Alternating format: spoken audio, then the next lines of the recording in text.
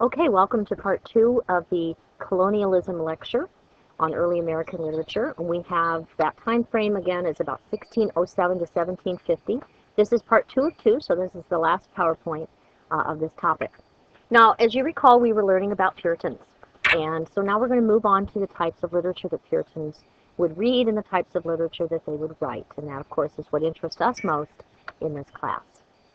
Now, as you can imagine, with what we learned about Puritans in the first PowerPoint, the kinds of literature that Puritans are more interested in it's going to be plain, just very much like the style of dress, their home styles, and everything else. And it's going to be practical. It has to serve a purpose. And the two purposes that Puritans found for literature were to provide a person with facts, such as what kind of crops to grow where, or how to read, or how to figure out a math problem. Or they had to be devotional. They had to be related to God in some way. There had to be some kind of religious element to it. And definitely, almost all of their literature had to be aimed at some kind of personal growth, personal satisfaction, personal salvation, and the condition of a person's soul. Literature was seen as a way to serve God and a way to serve the community. Again, plain, practical, very fact-filled, or devotional. The first book that was printed by the Puritans was called the Bay Psalm book. You may have heard of it. It was printed in 1640 by a man named Stephen Day.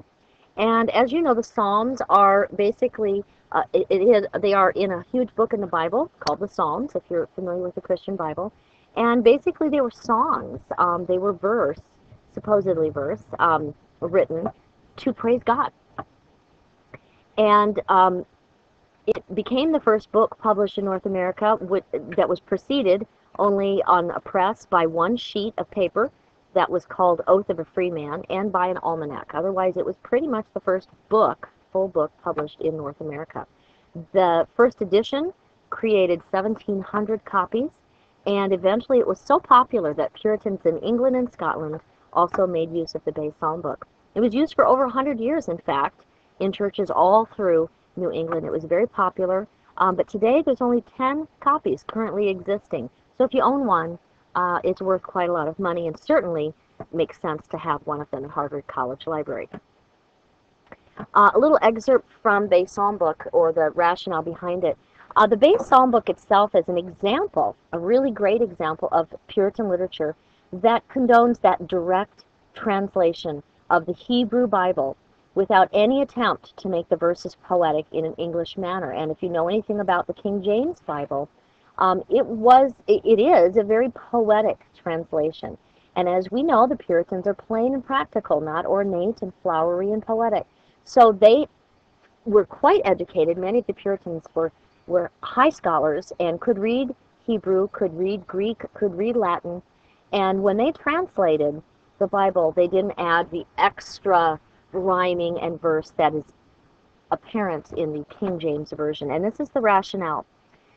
They said, if therefore the verses are not always so smooth as some may desire or expect, let them consider that God's altar needs not our polishings. And that really speaks to that whole plain lifestyle. Exodus 20, for we have respected rather a plain translation than to smooth our verses with the sweetness of any paraphrase.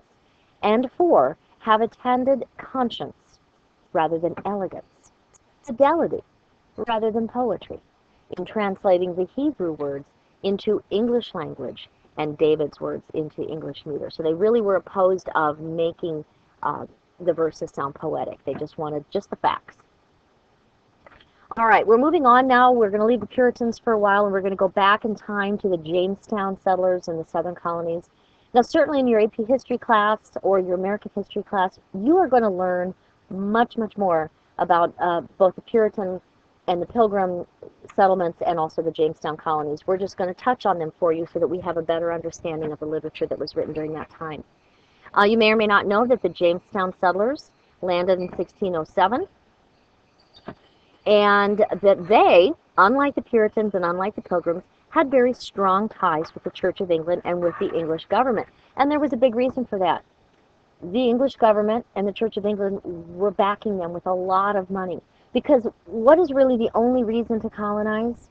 That's to make money, to exploit, in many respects, the riches of another place, and to expand your empire in the process. And that's definitely what the purpose of the Jamestown settlers were in the southern colonies.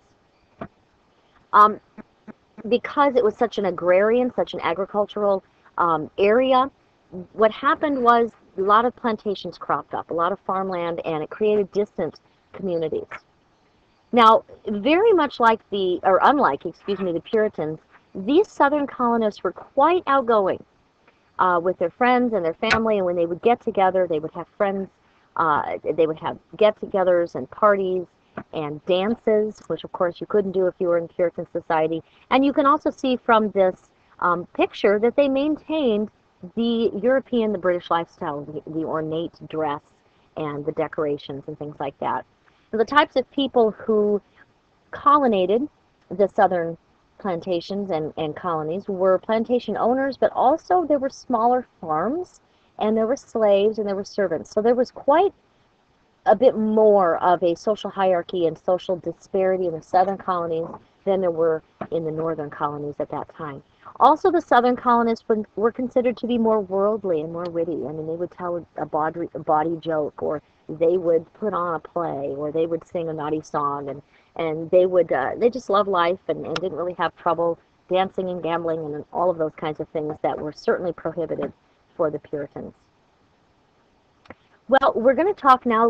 We've sort of explored the two main groups of settlers in the early colonial history. We're going to look at the kinds of literature that they wrote during that time, and you can probably guess already what kind of literature the Puritans would have written.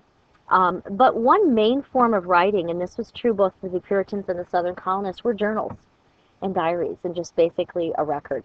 And we look back on those today. Still, we can find a lot of, I guess you'd say, anecdotal information, but certainly we take some of it as fact.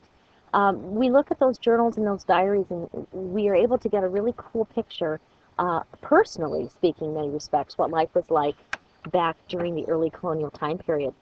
Travel logs were also quite important, and a Plymouth plantation is what we would kind of consider a travel log. We're going to look at that in the next few days. And basically that was a necessity, because they were colonizing a brand new land, and they needed to record what they saw. They needed to record the vegetation and the climates and the natives who were here and all of those people. And they had to record that for people who were going to come after them. Letters back home was really a very important type of writing during this time, and boats, once the colonization started to kind of pick up speed, there were boats going back and forth, dropping off colonists and supplies, and then going back to England and delivering letters to loved ones at home. And we also look back at these letters. Many families kept them in their family history, in their family stores for years and years, and you can go back in time today and still look at many of the letters. In fact, the internet is a great source for looking at some of those very authentic first letters that were written back and forth. And what did the literature of the time discuss? Well, we certainly talked about it being devotional for the Puritans, but it also discussed, as we said, the exploration of the new land, new experiences that these people were having, and sharing that really with their loved ones back home so that they could get a taste of what was going on. All right, we just need to look a little bit at the writers of the time. I want you to be familiar with some of these. You want to make sure that you know who they are.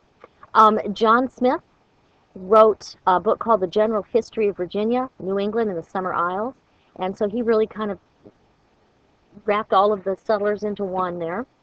William Byrd was very definitely more of a southern colonist, very connected with the British church, or the British government at the time. William Bradford wrote of Plymouth Plantation, about some of those first days as colonists, and we're going to be looking at that piece of literature.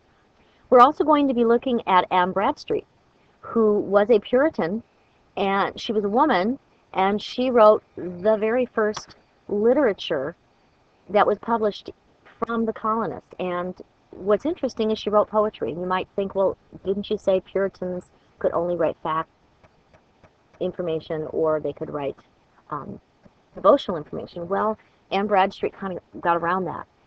First of all, she never planned for any of her things to be published, and second of all, everything she wrote was very devoted to God. It was a very religious-based, religious-centered, and she gives us a great taste of what the Puritan, just the normal, everyday Susie Puritan's kind of life was like.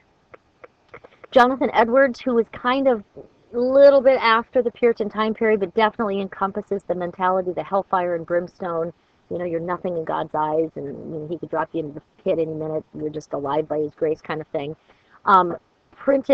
Published a sermon entitled Sinners in the Hands of an Angry God, and you can probably just imagine what the text of that is, and if you're interested, you certainly can look up excerpts of that. And this is just basically a list of some of the sites where I found the clip art that I didn't get off of PowerPoint. So thanks for joining us. Make sure you take care of the activities that you're supposed to do for this PowerPoint. We'll see you in class.